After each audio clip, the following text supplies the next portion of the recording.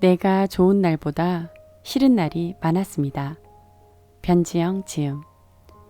완벽하지 않은 날들을 살면서 온전한 내가 되는 법. 내가 마음에 들지 않는다는 느낌은 어디에서 오는 것일까? 자신을 사랑하기 어렵다고 흔히들 말하지만 자신을 사랑한다는 것은 또 무슨 말일까? 왜 우리는 자신을 좋아해야 한다고 생각할까? 사실 이러한 생각이나 믿음에는 진실을 가리는 속임수가 들어있다. 우리는 대부분 자신에 대해 잘 알지 못하면서 이렇다 저렇다 이야기한다. 나의 부분이 아니라 전체를 보아야 하는데 말이다. 독자들이 더 이상 자신을 스스로 괴롭히지 않으면 좋겠다. 그러려면 어떤 생각의 전환이 필요한지 함께 나누고 싶어 이 책을 썼다. 프롤로그. 내가 나인 줄 알고 있었는데 내가 아닐 때 나는 요괴다. 내가 너인 줄 알고 있었는데 내가 아닐 때 너는 요괴다. 우리가 우리인 줄 알고 있었는데 우리가 아닐 때 우리는 요괴다. 문학평론가 김현 선생의 일기에 실린 구절이다. 나는 이 문장을 여러 번 읽어보았다. 내가 나인 줄 안다는 것, 혹은 나답다고 여기는 것은 어떻게 가능한 것일까? 우리는 무엇을 기준으로 여기까지는 나이고 여기서부터는 내가 아니다 라고 말하는 것일까? 우리 안에는 많은 부분들이 있다. 어떤 면은 우리가 남들 앞에서 내세울 만하거나 스스로 괜찮다고 여기기 때문에 드러내며 어떤 면은 부끄럽게 여기거나 없어졌으면 하기 때문에 뒤로 밀어넣는다. 한편 자신의 일부라고 인정하고 싶지 않아서 전혀 의식하지 못하는 면들도 있다.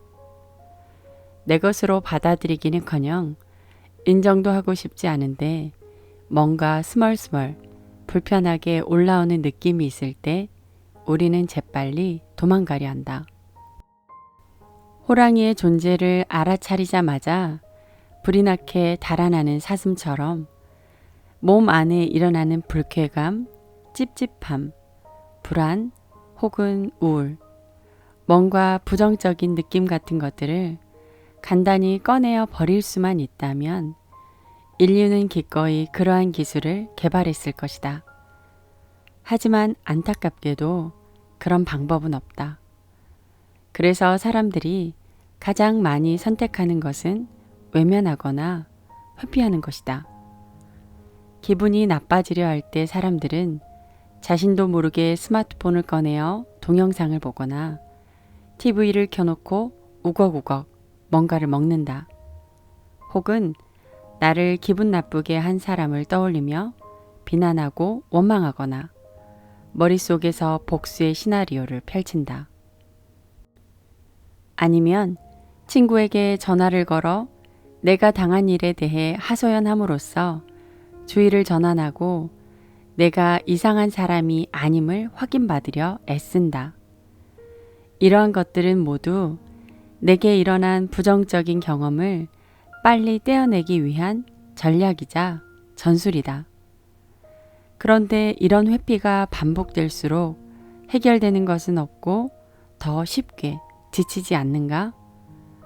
많은 사람이 긍정적인 감정을 느끼면 잘 살고 있는 것이고 부정적인 감정이 들면 뭔가 잘못 살고 있다고 생각한다. 그러다 보니 불쾌하거나 불편한 내적 경험에 대해 들여다볼 여유가 없이 최대한 빨리 없애거나 줄일 수 있는 방법을 찾는다. 매번 기분 전환이 필요하고 짧은 그 순간을 연장하기 위해 끊임없이 분주하다. 심리 상담과 명상은 그동안 외면해온 부정적인 내적 경험에 머무르는 연습을 하는 것이다. 빨리 떨치거나 억압하는 것이 아니라 있는 그대로 함께하며 불편함의 무게를, 질감을 좀 견뎌보는 것이다. 이런 연습을 하다 보면 세 가지 이득을 얻을 수 있다. 우선 통제하려는 노력을 더 이상 하지 않아도 된다. 나쁜 감정이 일어날 때 떨치지 않고 내버려 두면 서서히 알게 된다. 오면 오는 대로, 가면 가는 대로 내버려 두면 된다는 사실을. 그러면 우울이나 불안이 밀려오는 것 같더라도 그것을 이겨내려고 애쓸 필요가 없게 된다. 둘째, 생각으로 감정을 덮지 않고 있는 그대로 경험함으로써 새로운 관점으로 삶을 바라보게 된다. 심리적 유연성이 커지기 때문에 통제가 안 되는 상황이나 갈등 국면에서도 이를 잘 해결할 수 있는 여지가 생긴다. 셋째, 그런 과정을 통해 자기 자신에 대한 이해가 깊어지고 자신과 더욱 깊게 연결된다. 강렬하게 다가오는 부정적인 감정들을 완전히 뚫고 지나가지 않고서 자신에 대해 아는 방법은 없다. 우리 대부분은 나에 대해, 너에 대해, 혹은 우리에 대해 이미 알고 있다고 생각한다. 알고 있다고 생각하기 때문에 배우지 못한다. 하지만 시시각각 변하는 존재를 어떻게 이미 알 수 있단 말인가? 내가 어떠어떠하다, 당신이 어떠어떠하다고 말하지만 그것은 이미 과거에 대한 분석이다.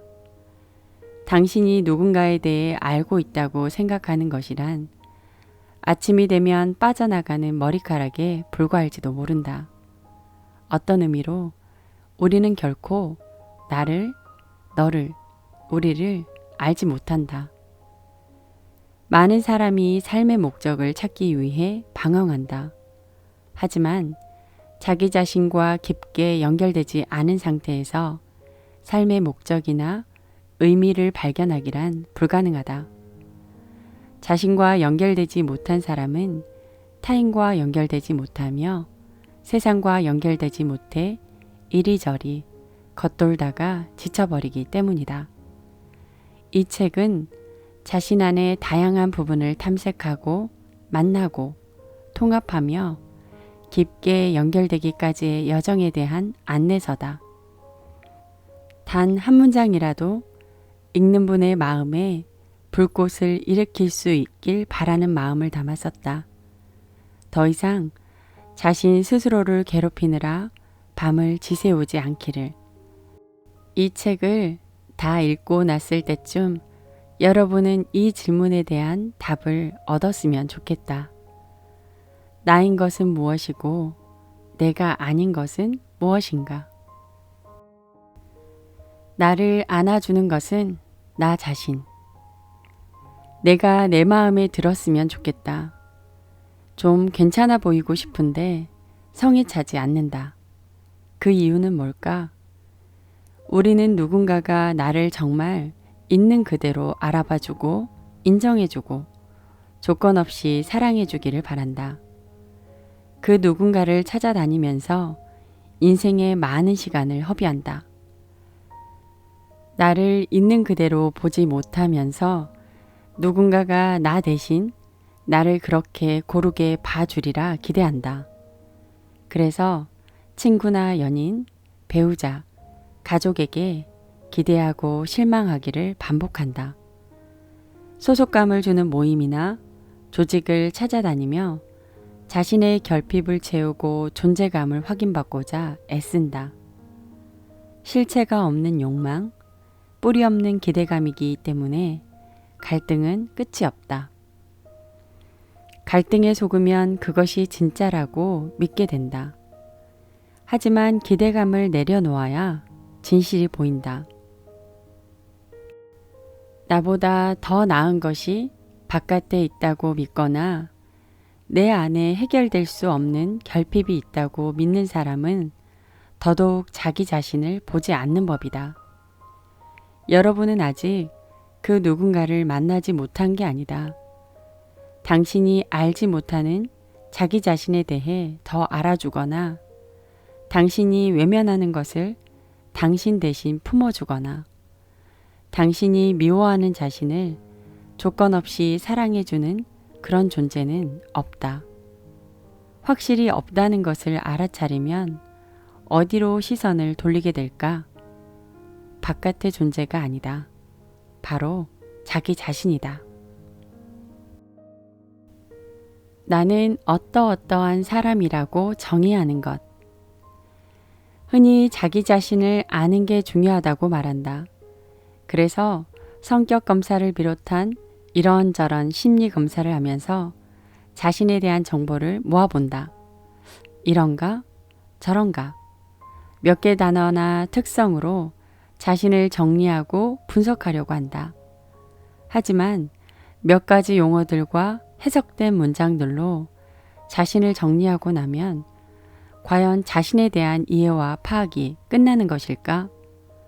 자신의 유형을 알아냈고 웬만한 문제들에 대한 원인도 다 정리했는데 그런데도 마음이 불편하고 감정적 어려움이 일어난다면 그것은 또 왜 그럴까? 무엇을 더 알아야 할까? 나는 어떠어떠한 사람이고 그래서 주변에 어떠어떠한 사람과 맞고 어떠어떠한 사람과는 맞지 않는다. 내 성격은 이렇고 취향은 이렇다. 나에 대해 몇 개의 단어나 구절로 설명하면서 우리는 일관되지 않은 정보들을 자신도 모르는 사이에 있거나 제거한다. 자기소개서에 침착하면서도 경솔하고 게으르면서도 성실하고 외향적이면서도 내성적이라고 쓰는 사람은 없을 것이다. 우리는 대개 자기 자신에 대한 정보를 일관되게 한 방향으로 통일해서 갖기를 선호한다. 그래야 뭔가 자신을 파악한 것 같고 미래의 행동에 대해 예측하거나 통제하기 쉬울 것처럼 느껴진다. 특히 일관성 있게 긍정적인 면을 부각하고 싶어 한다. 그럼에도 불구하고 일관되지 않은 부분들과 긍정적이지 않은 부분들이 없어지는 것은 아니다. 당신 안에 여전히 살아있다. 오히려 이 점을 받아들이면 그것만으로도 마음속 흔들림이 줄어든다. 삶이란 깜깜한 겨울밤도 찬란한 여름 한낮도 아니다. 삶의 계절과 날씨는 내가 겪어내는 온도에 따라 달라진다. 앞으로의 시간들이 기대되지 않는가? 자존감이 낮은 게 아니라 그렇게 생각하는 부분이 있을 뿐. 저는 게을러요 라는 말은 제 안에 게으른 부분이 있어요 라는 말이다. 저는 질투가 심해요 라는 말은 제 안에 질투하는 부분이 있어요 라는 뜻이다. 두 상황 모두 게으름과 질투를 문제로 여기는 다른 부분이 있기 때문에 이렇게 말할 수 있다.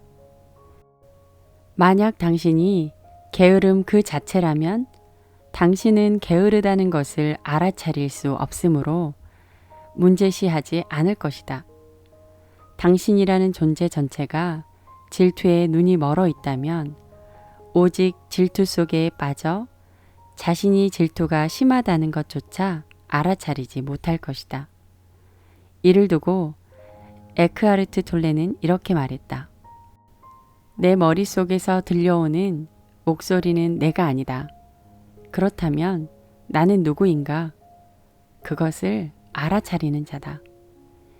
나 자신이 어떠어떠하고 내게 어떤 문제가 있다고 말한다는 것 자체가 이미 그 문제가 하나의 부분이라는 사실을 보여준다. 어떤 특성도 곧 나 전체는 아니다. 그렇다면 내게 드러난 문제 말고 또 다른 부분들은 어떨까? 이것은 우리 안의 다양한 부분들을 탐험하기에 매우 좋은 질문이 된다. 원래 그런 사람은 없다. 언어는 단순히 현실을 설명하지 않는다. 언어는 내뱉는 순간 동시에 현실을 창조해낸다. 그래서 자기 자신에 대해 어떤 단어로 규정짓는 것에 매우 주의해야 한다. 원래 그런 사람은 없다. 당신이 스스로에게 갖다 붙이는 꼬리표가 곧 당신이 된다. 싫은 것은 피하고 싶고 좋은 것은 더 얻고 싶고 경험이 쌓일수록 한 해 한 해의 나이를 먹어갈수록 우리 마음에는 좋은 것과 싫은 것에 대한 평가가 더 많이 일어난다. 좋은 것은 더 얻고자 하고 싫은 것은 없애거나 피하고 싶어 한다. 그래서 있는 그대로 받아들이지 못한다. 원하는 것을 얻지 못해 괴로워하는가 하면 원치 않는 것을 없애지 못해 고민한다. 불편한 일이 계속되다 보면 원인을 찾게 된다. 과거의 그런 경험 때문에 지금 내가 이렇게 된 것이 아닐까? 부모에게서 온전한 사랑을 받지 못했기 때문에 이렇게 된 것이 아닐까? 좋은 대학을 못 가서 이런 걸 거야. 그때 재수를 했어야 했는데. 좀 더 나은 회사에 들어가서 돈을 많이 벌면 괜찮아질 거야. 진짜 이상한 남자를 만났어. 다음에 좋은 사람을 만나면 괜찮아질 거야. 등등. 이것은 단편적인 판단, 단편적인 해결책이다. 그래서 모양만 바뀌면서 비슷한 괴로움이 계속 반복된다. 이 같은 괴로움이 계속 끊임없이 반복되는 것을 멈추려면 어떻게 해야 할까? 우선 첫 번째로 탓을 찾는 것을 멈춰야 한다. 나답게도 살고 싶고 남들만큼도 살고 싶고 한국인에게 삶의 목표를 물어보면 여전히 많은 사람들이 이렇게 대답한다. 남들 하는 만큼은 하고 남들 사는 만큼은 살아야죠. 남들이 어떻게 살아가는지 알기 위해 들여다보는 곳은 인터넷과 소셜미디어다. 하지만 정작 그곳에는 저 이만하면 잘 살고 있지요? 라고 인정받기 위해 대기하고 있는 연출된 삶, 우월함의 가면으로 가득하다. 평균적인 삶 혹은 보통 사람이라는 신기루를 쫓는 사람들은 자신의 열등감을 가리기 위해 우월함의 가면을 쓰고 있는 사람들과 자신을 비교하며 자신의 부족함을 책망한다. 무대 위의 연기자에게 열광하고 때로는 동일시하면서 자신의 무대가 없는 것을 한탄한다. 개인과 사회가 불안할수록 예방 초점이 활성화된다. 최소한의 안전과 손실 방지, 사회적 협력을 위한 의무와 책임이 중요해지는 것이다. 전쟁이 벌어지는데 자아실현과 꿈에 대해 얘기할 수는 없는 일이다. 인간은 안전하다고 느껴야 나아갈 수 있다. 삶에서 이루고 싶은 목표와 자기가 되고 싶은 모습에 대해 생각할 수 있으려면 일단 상황이 충분히 안전해야 한다. 늘 남들보다 잘해야 한다고 믿는 부모에게서 자란 아이들은 자신에게 중요한지 아닌지보다 타인보다 못하고 있지는 않은지에 초점을 맞추게 된다. 이기는 것과 유능한 것에 지나치게 집착하는 사람은 타인의 목소리에 민감하기 때문에 자신의 목소리를 들을 수 없다. 손해보지 않는 결과에만 중점을 두는 사람들은 과정 구석구석에 있는 새로운 세계를 볼 수 없기에 배우지 못한다. 결국 속도의 문제도 방향의 문제도 아니다. 무엇을 왜 하는지 질문할 수 없음, 혹은 질문을 견디지 못함의 문제인 것이다. 자신이 의도하든 의도하지 않았든 원했든 원치 않았든 그런 질문을 품어왔던 사람들에게는 점차 보이기 시작한다. 서서히 자신의 삶에서 정말 중요한 것들이 떠오르고 그렇지 않은 것들은 희미하게 가라앉게 된다. 누가 가르쳐줘서가 아니라 책으로 읽어서가 아니라 그렇게 몸소 깨달은 것이 삶의 목적이자 의미이고 자신의 가치가 된다. 하늘은 구름을 붙잡지 않는다. 심리학의 원리와 기술들을 동원해 자기 분석을 해 나가다 보면 다양한 자신의 면모들이 발견된다. 그 과정에서 자기 이해가 높아지기 때문에 그런 작업만으로도 의미는 있다. 하지만 그것이 다는 아니다. 비유하자면 심리 상담에서의 작업들은 하늘에 떠가는 구름에 대해 이런 모양이다, 저런 모양이다, 이런 느낌이다, 저런 느낌이다, 이야기하는 차원이라고 할 수 있다. 많은 사람들이 그 구름이 곧 자기 자신이라고 여기기 때문에 구름에 대해 이야기 나누고 이해하다 보면 생각이 정리가 되고 더 잘 대처할 수 있게 되는 것은 사실이다. 하지만 좀 더 깊게 들어가자면 당신이 곧 그 구름은 아니다. 먹구름도 아니고 양털구름도 아니다. 당신은 그 구름이 떠 있는 하늘 그 자체다. 흔히 불교 사상의 핵심을 공성이라고 하는데 그것을 아무것도 아님이라고 오해하는 경우가 많다. 하지만 무 혹은 텅 비어 있음이란 곧 광대함을 뜻한다. 하늘의 구름이 마음대로 모양을 바꾸며 지나가듯 나라고 하는 것에는 늘 무언가가 담긴다. 나는 어떤 본질이나 실체가 없기 때문에 담을 수 있는 것이다. 우리가 말하는 참 자기, self, 참나, 참 마음이란 이처럼 모든 것을 담을 수 있는 광대한 하늘이다. 당신은 모든 것을 담을 수 있으며 거기에는 늘 무언가가 담긴다. 그러니 올 땐 오는 대로, 갈 땐 가는 대로 바라보면 된다. 하늘이 먹구름을 내쫓고 양털구름을 붙들지 않듯.